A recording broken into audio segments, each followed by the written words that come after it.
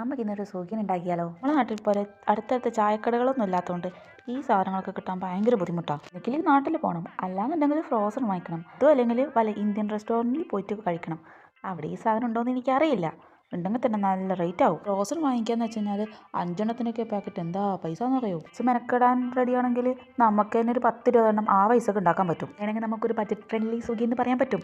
ചെറുപയറല്ലാണ്ട് ഇതിൽ ചേർക്കേണ്ട പ്രധാനമായിട്ടായ തേങ്ങ അതിലില്ല. എന്നെ സംബന്ധിച്ചിടത്തോളം എല്ലാ എണ്ണ പലഹാരം ഓരോ ഓർമ്മകളാണ്. കാരണം വിഷുവിനല്ലാണ്ട് എൻ്റെ അമ്മ അങ്ങനെ സ്നാക്സ് ഒന്നും ഉണ്ടാക്കിയിട്ട് ഞാൻ കണ്ടിട്ടേ ഇല്ല.